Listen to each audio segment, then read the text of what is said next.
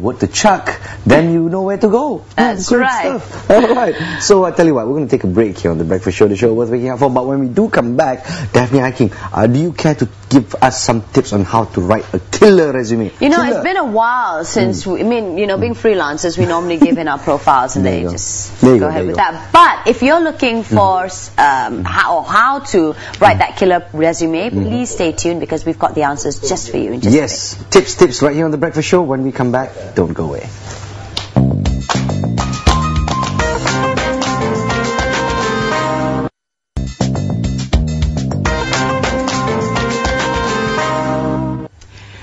Welcome back to the Breakfast Show. This Wednesday morning, we have our first guest today, and as promised, Naz and I were just about to tell you how would you be able to make that killer resume. Now, Yes, Naz, have you written your own resume? Well, definitely so, of course. I mean, it's quite sometimes has been in the industry, but at the same time, I've been talking to some cousins, actually, right, who are looking for their first job and so on and so forth, and can you help me with my resume? I said, sure. I know. So I took a look and I go, where do you get this format from? See, in the Word document, there's actually a template. You just click on resume, you just type. And here's the thing, I'm thinking, okay, there's a format for everything, but is it the right format?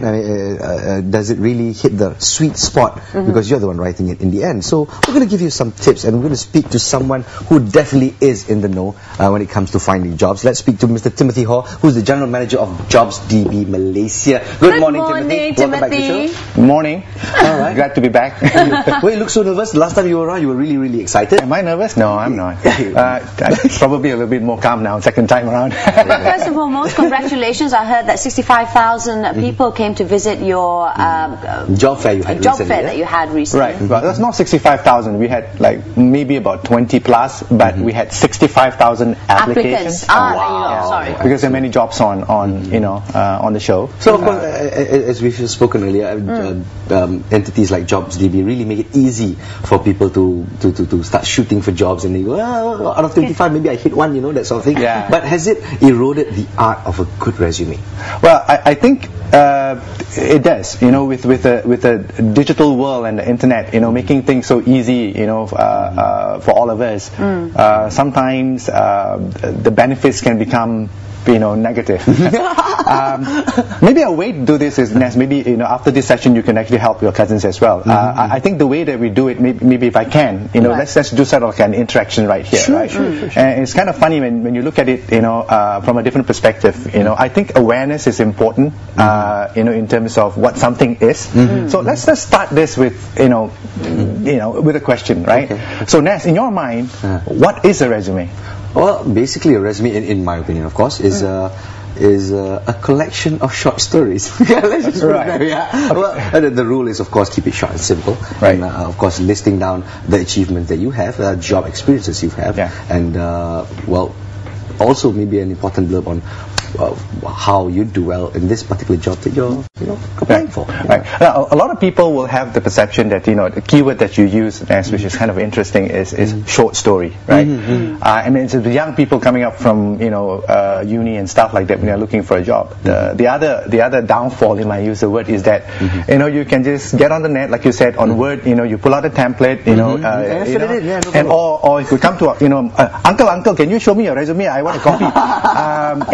That happens very often. And then there are lots of standards out there, right? You can walk into a bookstore today and say, here, I want to learn how to write resume. Let me go get a book, and then there you go. So, okay, but let me go back to the question again. So you say, so we all define a resume more or less as a document, right? And it's words on paper, right? I think a lot of us who are a bit more experienced understand the fact that you want to keep it simple, you want to keep it short, you want to keep it relevant, right? Right. But the fact that you also mentioned story is dangerous, because then you tend to underwrite your story, right?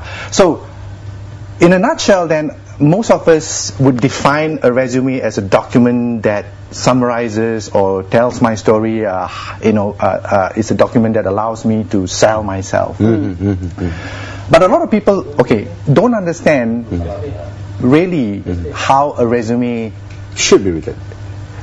Is being used. It's being used, okay. Right? Now, a lot of us, when we write, because when we write, we think about, it's all me, right? And I'm going to send my resume out, and hopefully, I make it so good that someone would ask for me, give me a job.